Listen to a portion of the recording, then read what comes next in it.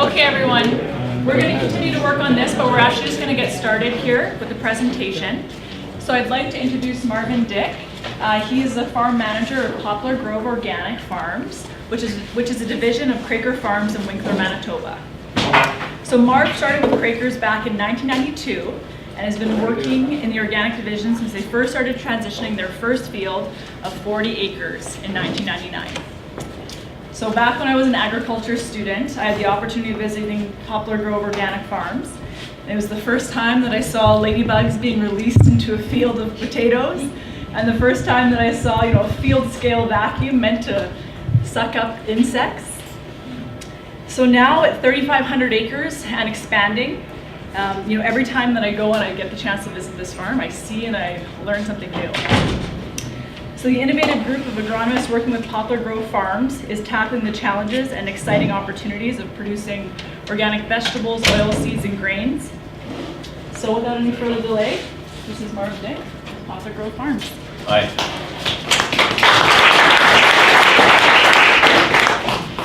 So I'm going to be talking about vegetable production in Manitoba, and basically going over a little of our history and why we decided to get into organic production, and basically cover some of the main crops that we do, and maybe talk a little bit about some of the philosophy. Okay, Poplar Grove Farm, which is the organic farm, it's a wholly owned subsidiary of Kroeker Farms. Kroeker Farms is a large potato and onion farm in southern Manitoba. We're based out of Winkler. And Poplar Grove Farm kind of grew out of the Kroeker Farm business unit. And we had to actually create a new corporation called Poplar Grove because we needed to meet the Canadian organic regulations requirement for parallel production. And there were a lot of varieties that we grew on the Kroeker Farm fields that we wanted to also grow on the organic fields, and they were not visually distinguishable. So in order to meet the regulations, we had to actually create our own corporation. This is our motto: to meet people's needs through innovative agriculture in a way that honors God. That's our kind of philosophy that we have for both farms. The history of Kroeker's has been, they've been around since the 30s. And Poplar Grove, where we get the name of our corporation from. Poplar Grove Farm. It's on. Poplar Grove Farm, where we get the name of our division from, that was actually the original name of the original farm site for Kroeker Farms. So that's how we tie ourselves in with history. Did things a lot differently back then. This is our farm site, and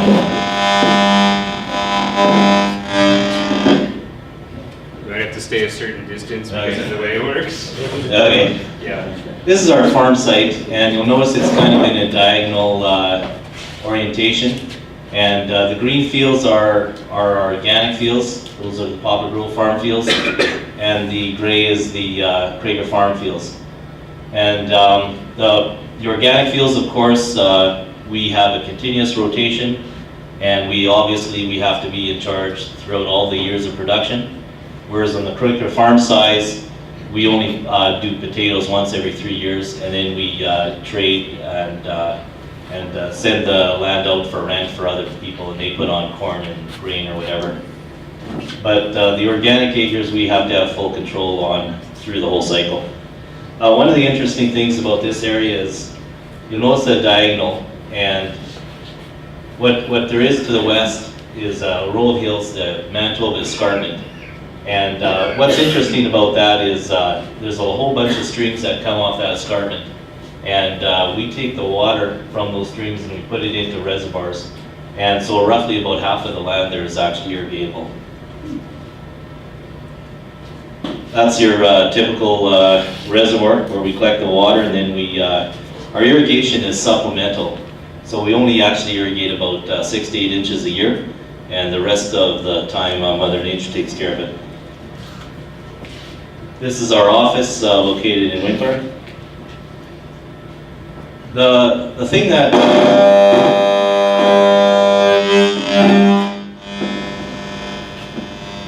the thing that's been driving our production into organics has always been potatoes, and we've done a bunch of other crops, but always the focus has been on potatoes. That's why we got into it. That was our experience on the conventional side, and we just wanted to tap into the market on the organic side. And there were a couple different reasons for that. Obviously, the economics were really good, and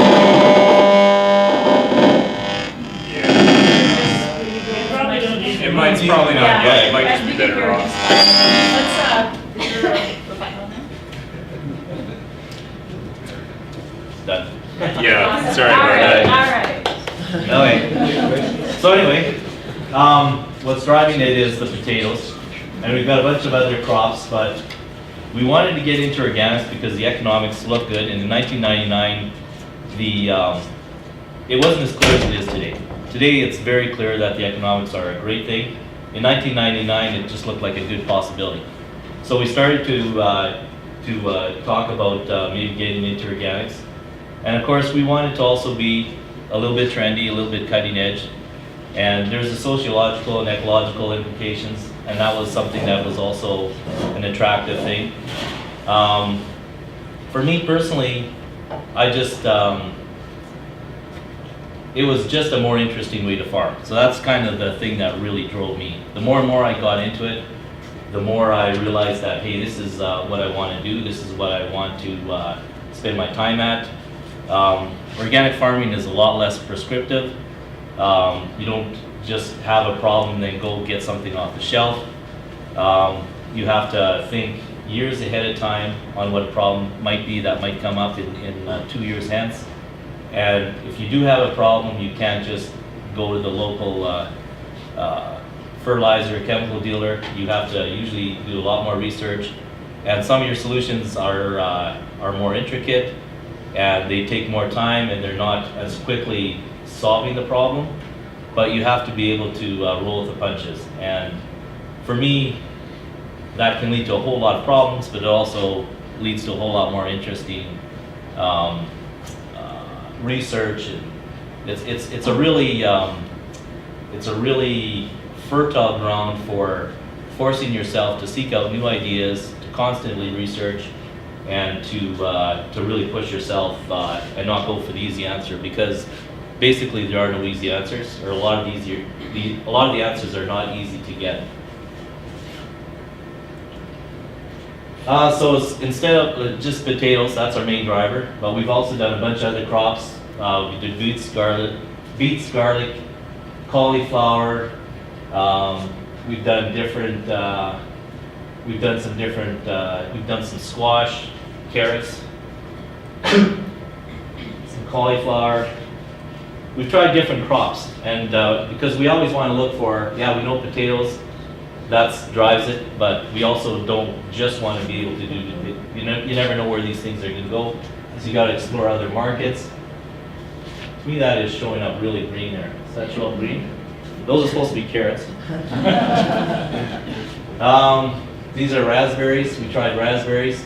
We had really good success with growing them, but we couldn't compete with the sheer yield differences that in the West Coast you can get incredibly high yields. And we found out after a couple of years that even though we had great tasting berries, they could actually ship them in from the West Coast to Winnipeg cheaper than we could ship them from Winkler. So we were in there a couple of years, but you got to try these things, and sometimes they don't always work out. Lots of paperwork. Anybody involved in organic knows that paperwork is ongoing, and it's a lot. So right now I'm going to talk a little bit about kind of what drives, well, not what drives, but sort of the philosophy. Everything is connected to everything else. It's not a linear type of thing. You've kind of got to look at your whole rotation, and your weed control in year 1 is going to affect your crop in year 3. So that's very important to note. And if you're going to go into organic, you got to really take a long-term approach to things. because it's such a interdisciplinary approach, and there's so much learning to be done, and it takes your land quite a few years to just acclimatize.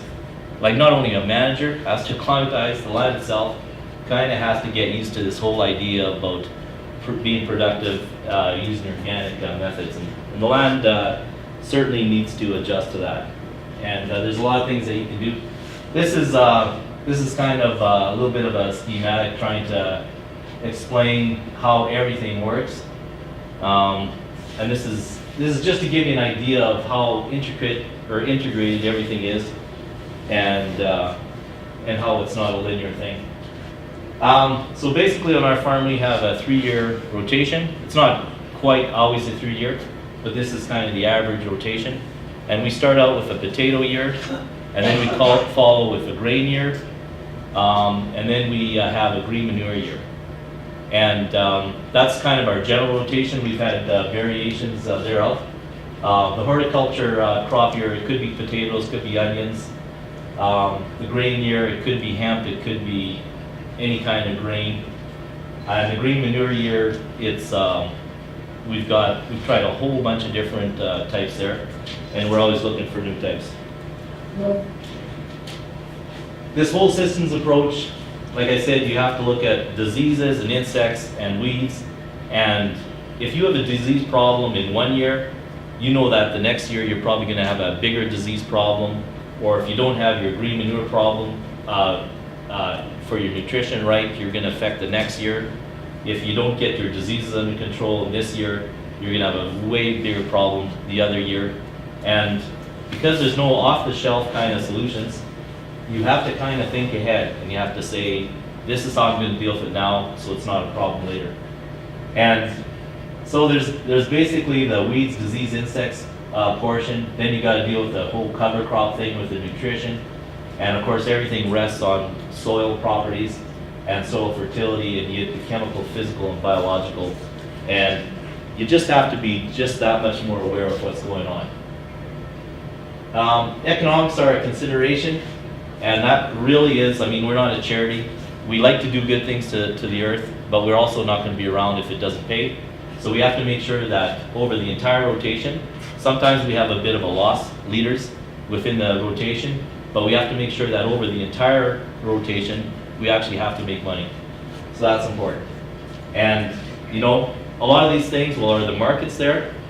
Are the markets going to be there in a few years? You kind of have to play that into it. How good is your market intel? You know, how much research you have to do?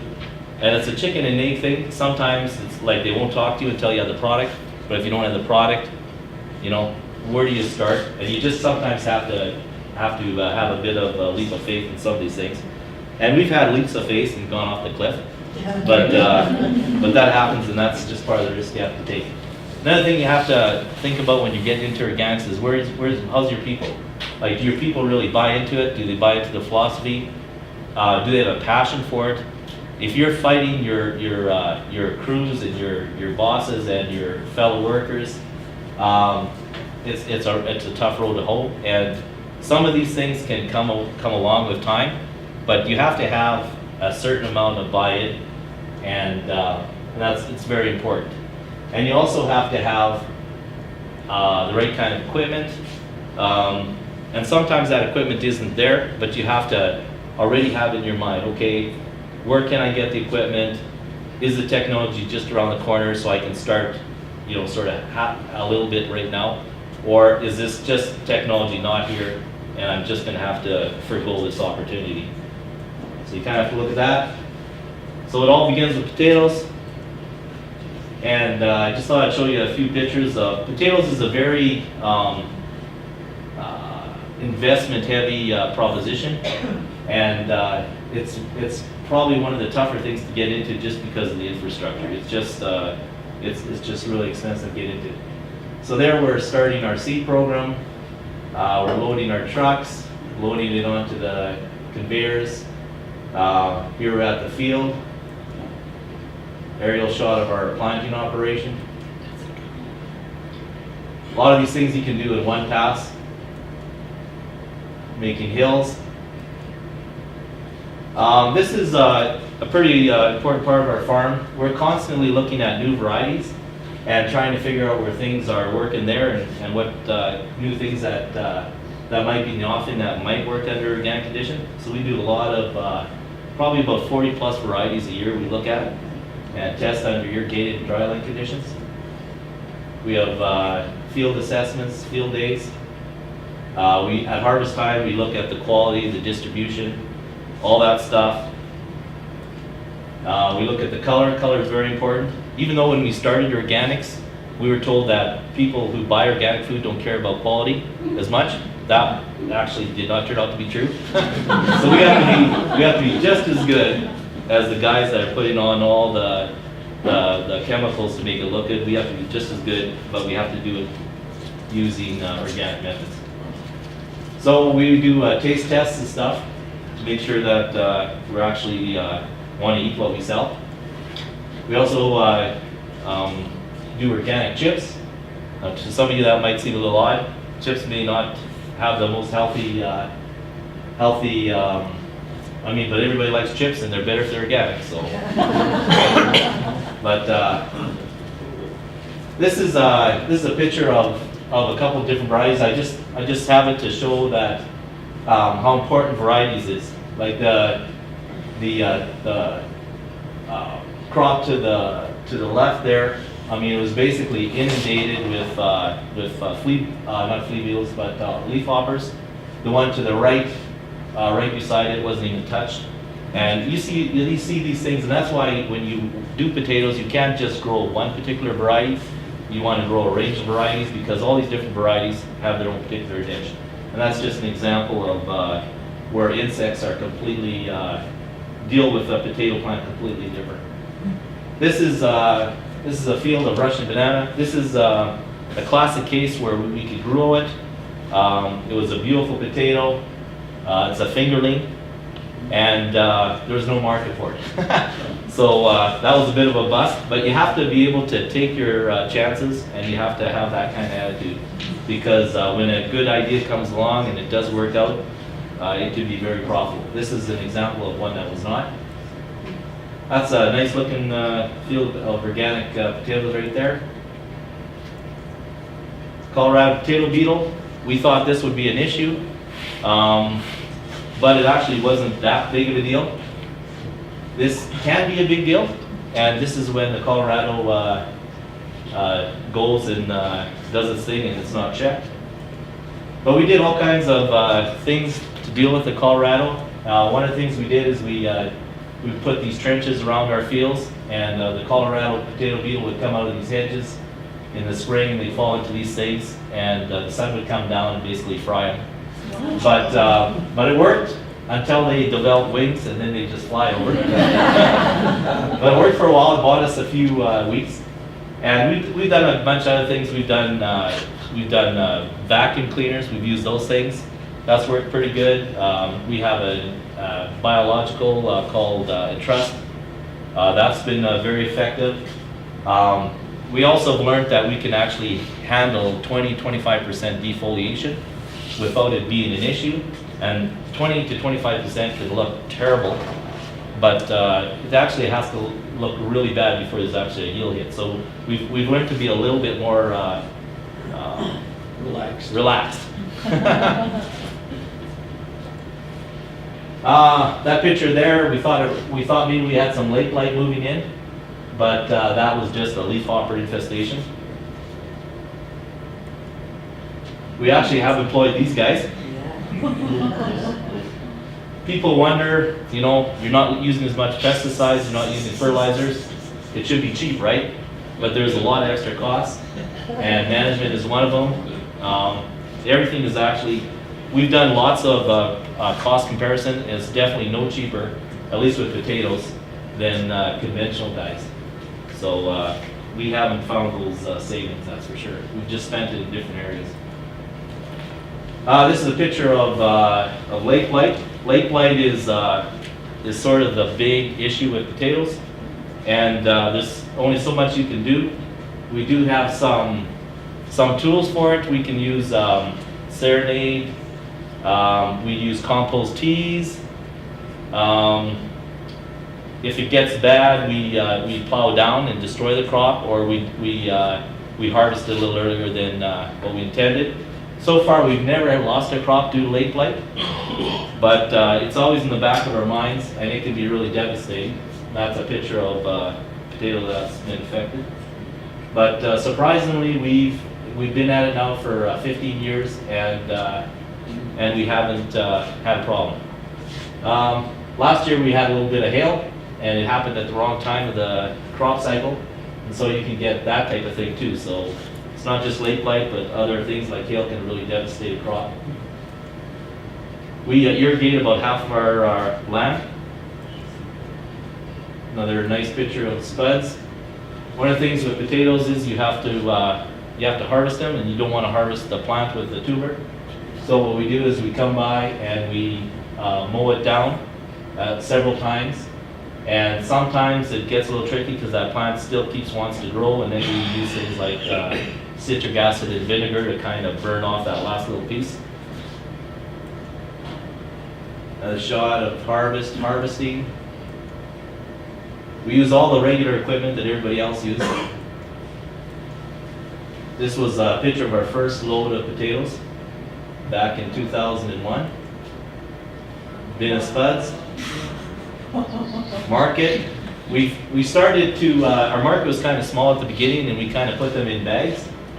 And just to kind of get it out there, that was when we started with 20 acres.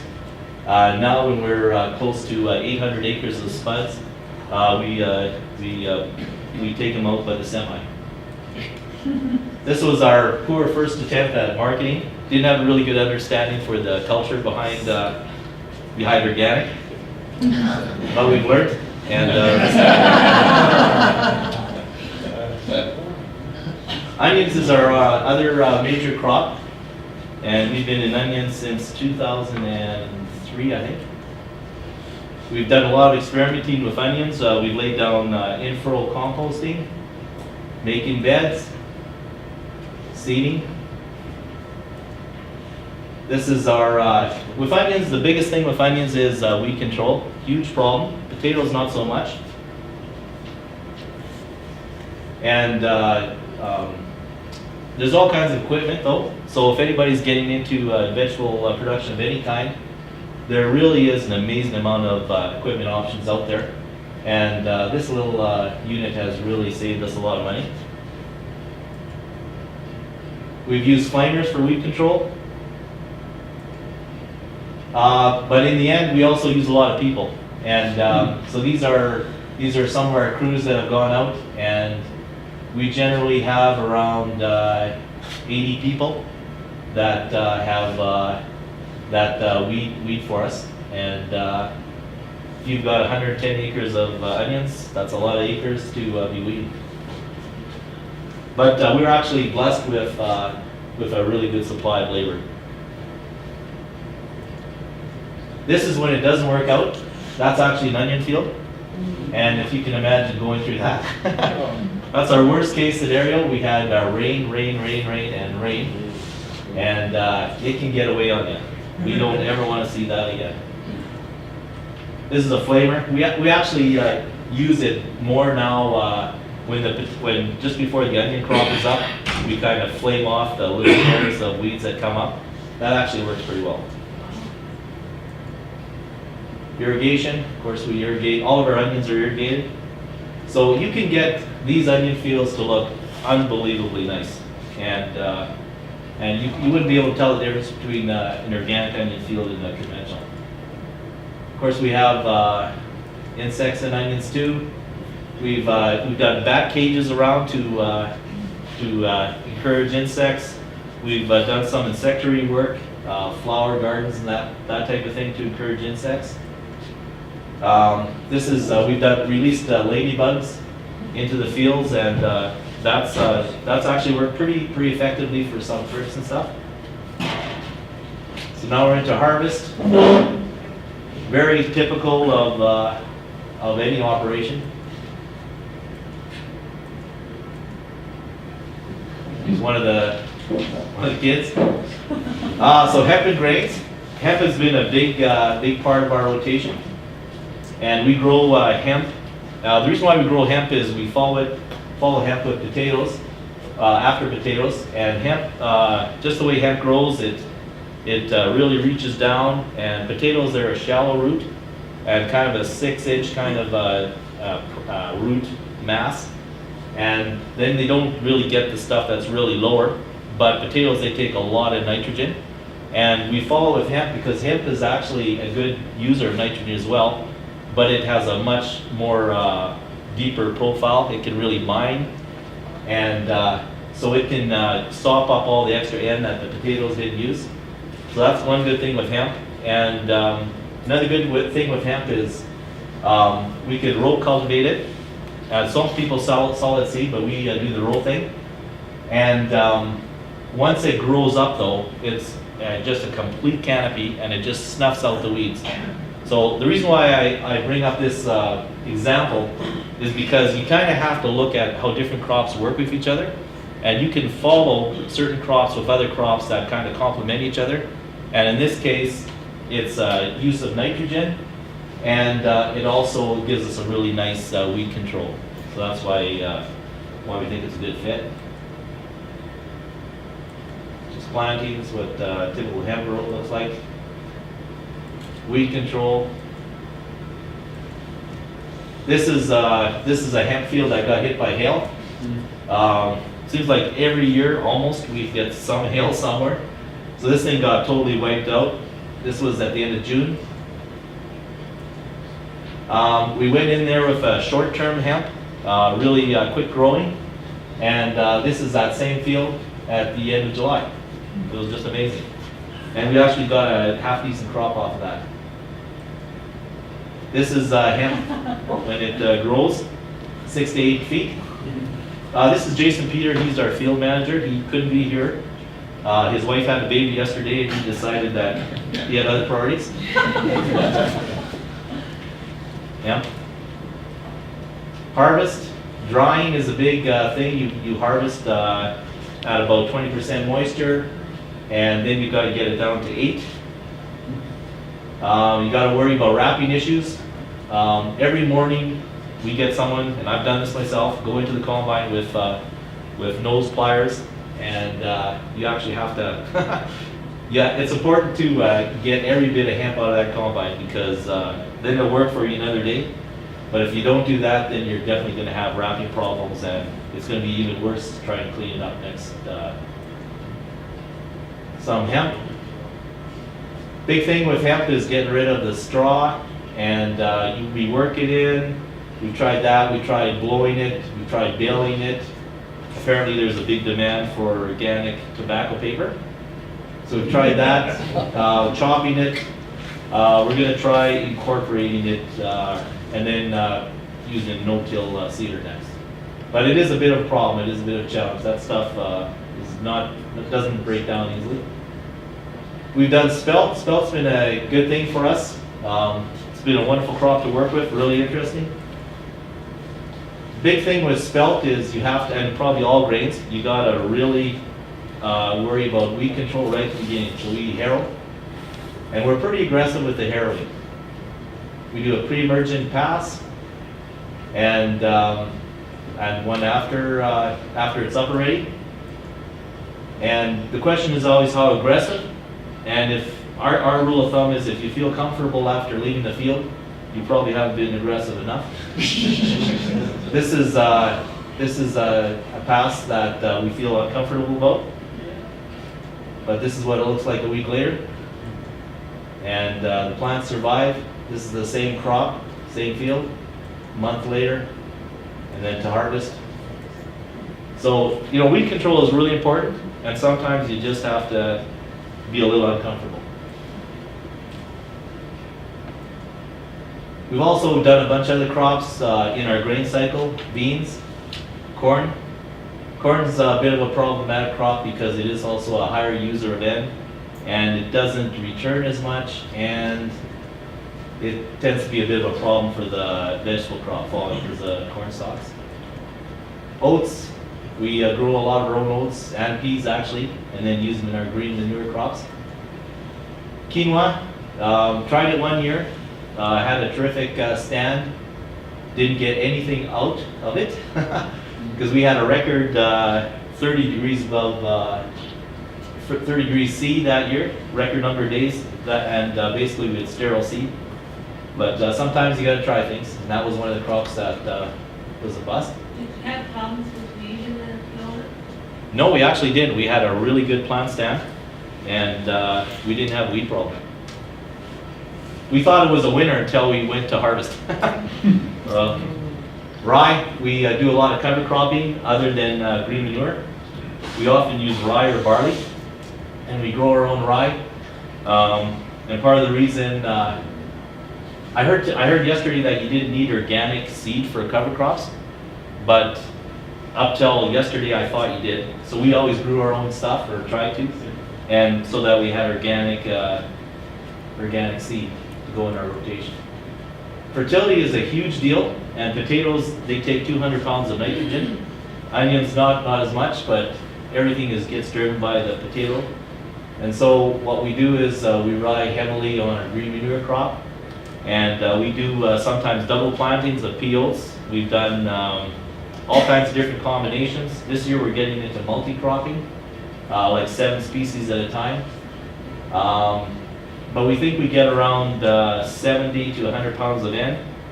And then we also have a composting program, and we get another 70 plus pounds of that. Fertility is a huge thing, and of course everything is based on soil, and you have to make it work from a soil perspective. Otherwise nothing works. Picture of potatoes that are kind of low in fertility. Oh, we also do compost teas, and you get a little bit of fertility there, but that's mostly a disease deal. So that helps. We also do fish. Fish, we use fish, especially on our onions. Onions, they really rely on the fish because onions are a kind of a poor. They don't really salvage nutrients that well, and sometimes fish really helps pick them up. This is more of the kind of color of potato we like to see. This is our compost tea thing. We go with compost tea every week. We go over all of our potato and onion acres, and it's a full-time job for a guy. We brew it. We get our tea from Dale Overton. Our tea is not made from our compost. Our tea is made from worm castings and a bunch of other stuff, and then we brew it and we throw it out in the fields. And actually, the compost tea keeps our lake blight problem at bay.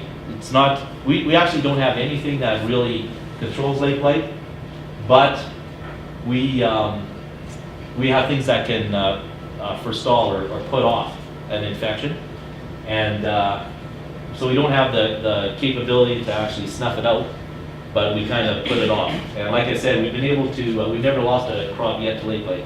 But anyway, compost tea, it actually puts good biology on the leaves, and so there's not enough room for the bad fungi to land there, because then they've got competition there right when they land. Green manure, like I said, that's a huge part of our operation, and every 3 years we spend it not making money, supposedly, but I always say we're just paying ourselves. Everybody does fertilizer. Everybody's got to pay out their fertilizer bill. We just happen to put it into crop and bank it for a year. Early June planting. Pea, fava bean, no oat mix. This is our most common one, pea oat. We've been playing quite a bit around with fava bean lately. We're trying to maximize the biomass, so we've been playing around a little bit with vetch, and we're thinking that's going to be a bigger part of our program. One thing you always have to be careful with is weeds, and weeds actually aren't a problem. I mean, they can be part of your green manure crop, just don't let them go to seed. Corporation, mid-August. We usually follow up with, if we don't do a double crop, we kind of do, sometimes we do just a single crop of plow down, and then we plant a barley or something as a catch crop, so that those nutrients stick around, and also for erosion control. I'm playing around a little bit with tillage radish. Tillage radish is good because it gets down into the root zone, breaks things up, takes care of some hard pan issues you might have. Compost program, we deal with 25 different cow-calf operations, and we clean out their corrals, and we put them into sort of centralized different locations of compost, sort of compost yards.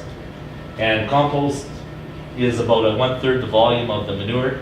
So once we have it into compost, we can move that compost to our fields a lot more economically at further distances away. If you just did that with manure, after a couple miles, it becomes pretty expensive. And compost has its advantages. That's a more stable source of nutrients, and it's a more controllable kind of input then.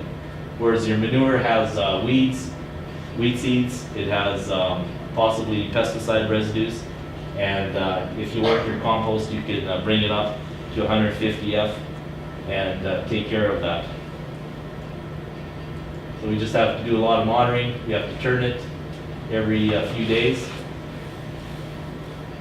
We have to load and spread it. It's a lot of work, but it's a requirement. You just got to do it. Like there's just such a lot of different things you have to apply and do and make it all work as part of the system. And I don't want to scare people off, but you got to be willing to try things. You got to be willing to fail, and you got to be willing to think long term. And sometimes it can get expensive, but I would say for the first, I don't know, 5 or 6 years, we lost money. And so but we were able to supplement it from the other farm. And that's not to say that that may be typical, it was just our situation. So we sort of said, okay, you know, this is a good idea, we're learning. You know, our yields went up, what we knew about fertilizer, nutrition, and soil biology, and all that stuff takes a long time to build up. And then you get better at it, and you start making money. And transition is a problem because you're bringing in all this land and you're not getting paid for it. And so you have a very small percentage of cash crop compared to all the land you're bringing in. So there's a lot of issues. But if you stick with it, it's a great way to farm, and it's a very interesting way to farm. And right now that we've kind of gone through this valley of learning and losing money, it's the most profitable part of our entire farm. So you can make things work, and you have to stick with it, and you have to be innovative and be willing to take chances. So, are there any questions? Yeah. Just two questions related to harvest hemp. You're talking about wrapping with the combine. Does it matter whether it's rotary or conventional? Do you have the same problem? Yeah, we have rotary. We still have the same problem. A rotary combine, and it gets into those little narrow places, and you actually have to crawl in there with a pair of pliers and pull them out, and that stuff builds up after a while. And then you're in real trouble. Like, it gets harder and harder to take out. So we basically have to spend half an hour every morning doing that and getting the combine ready for the next time. I mean, you have to do that or you can't be in trouble. That's our experience. Maybe other people have other, but that way your combine stays working well and you don't run into other issues. So yeah, we that's what we find we have to do. Yeah. And you have no option to go to a little lower moisture content than you have it lost on the head when you thresh. Yeah, then you talk about lossage, like lost yield. So it's 20% is actually a pretty good number, maybe a little bit lower, so you're not losing so much. And like some people say, well, why don't you go for a smaller plant? Like there's like 6 to 8 feet seems like a lot of plant to have to put through, right? Why don't you go to something, and there are varieties that are 4 or 5 feet or maybe even 4 feet. Why don't you go with them? Well, that works fairly well if you've got herbicides, right? But if you've got those low plants, they don't have nearly remember when I was talking about how these high plants just totally shade everything out, that's your weed control. And like after a while, like you can start with cultivation, but after a while things get too high and they don't work, and then you're talking about canopy for weed control. And so that's why, yeah, it'd be nice to just have the dwarf variety. Of course, you do have a bit of a yield hit too. But the biggest thing is then your weed control gives you issues. And really the number one problem with organic farming that we found is not insect control, it's not disease, it's weed control. That's the deal. And that's where you're spending a lot of your money, is in weed control. So anytime that you can get the plant to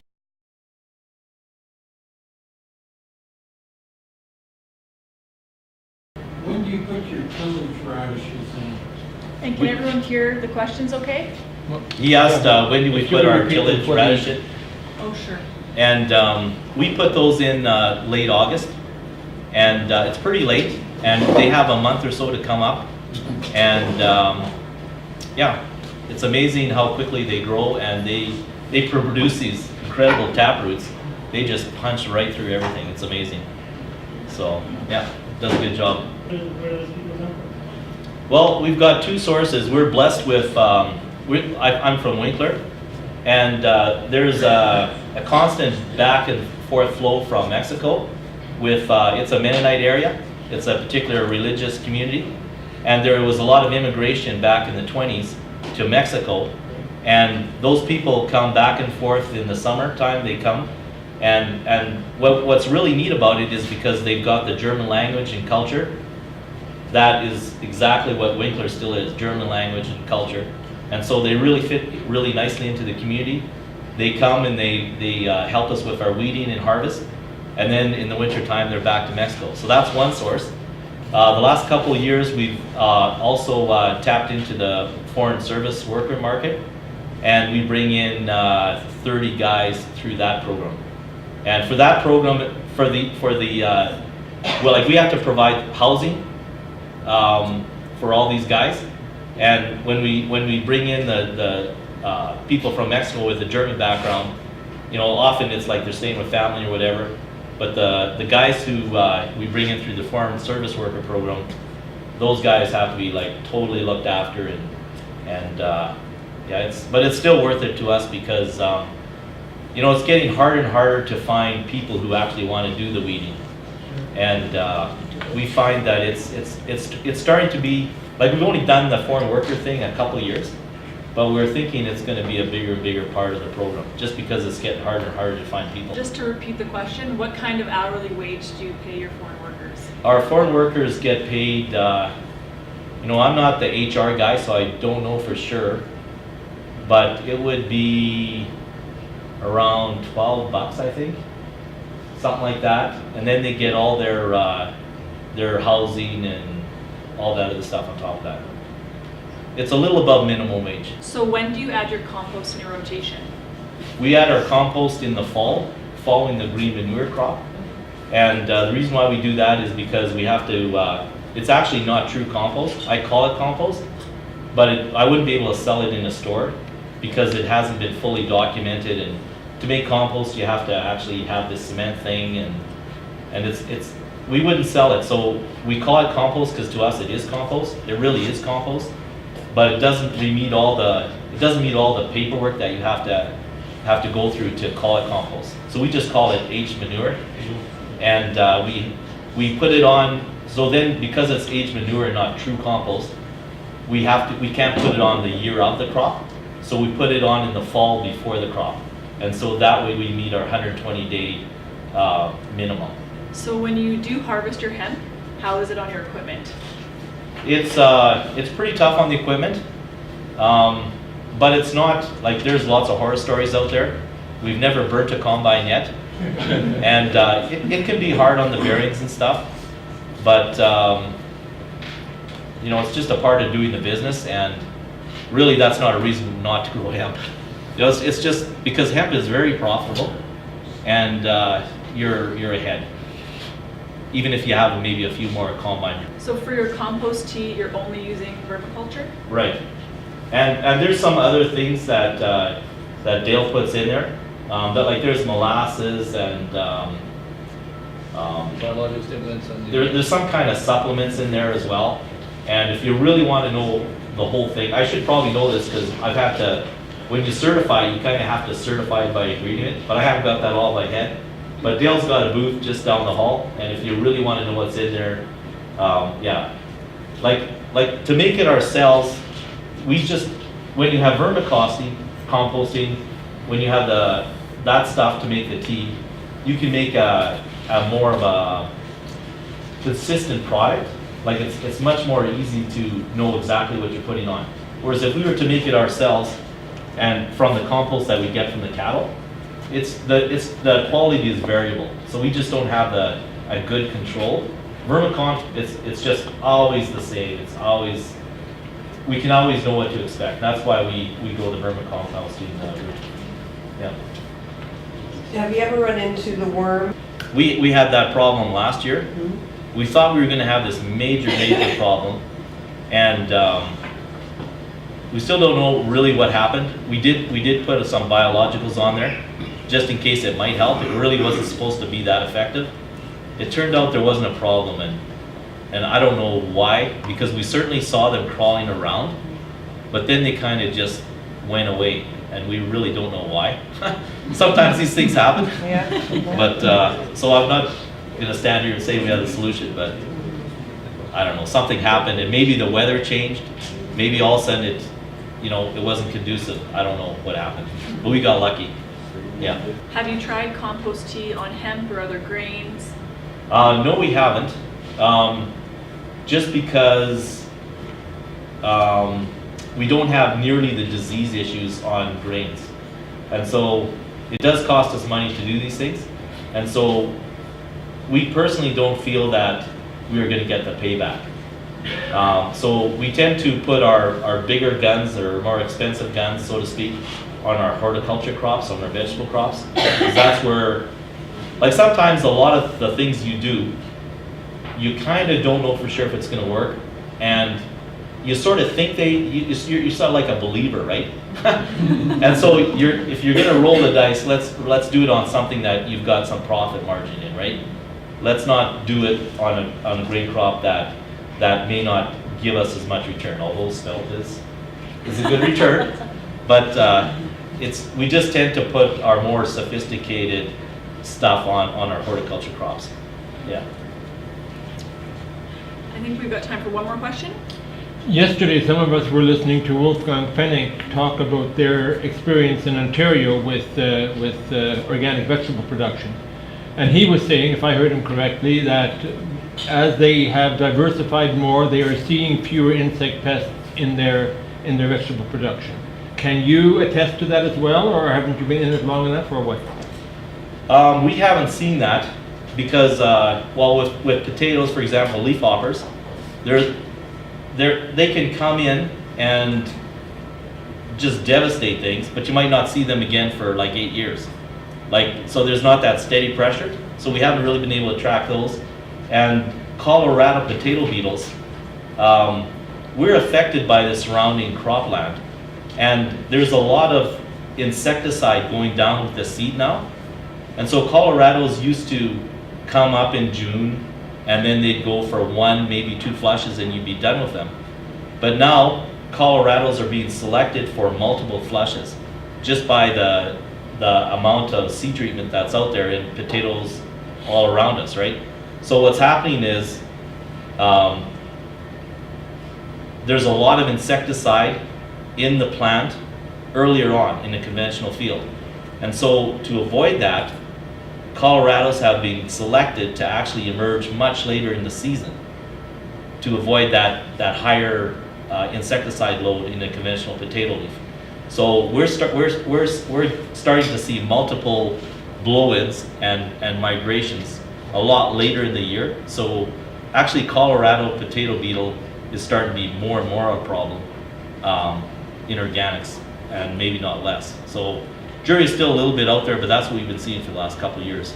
We're starting to see if you have just 1 or 2 flushes, you can kind of go in there and do your biopesticide and go in there and do your vacuuming and whatever works, or with the trenching. but now that it's stretched out, we're having more challenges. Yeah. So, yeah, it'd be good that we could say the insects were getting less, but we haven't seen that.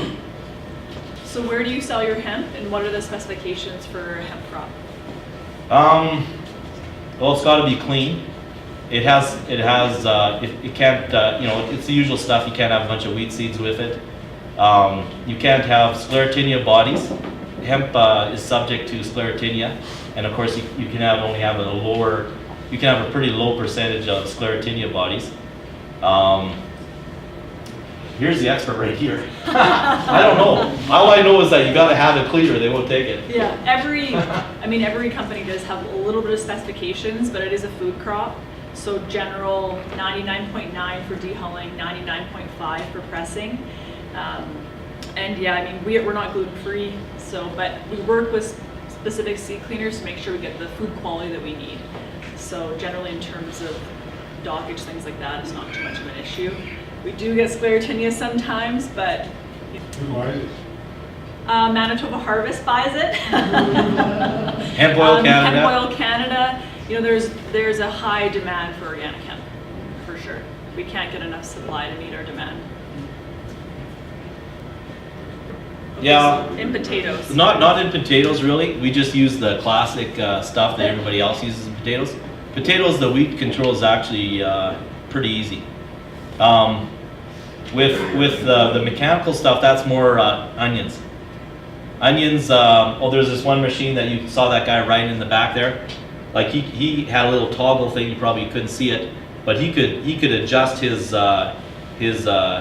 shovels there, the things that he was working with, just so that they were just perfectly, and so that really helps. There's things that go around, like these round things that kind of scoot in a little bit out and that. They work good. What's that? They don't replace hand weeding, they? Well, they haven't yet. We still have to go through our onions probably 3 to 4 times during the year. So we still haven't found, but I mean, there's a lot of pieces of equipment out there, so I don't want to give the impression that there's nothing out there, because there's a lot of options, but I mean, it takes time, and we just haven't found something that's quite suitable yet for the onions, but it's amazing what's all out there, so yeah. Okay. Well, thank you very much, Marv. That was very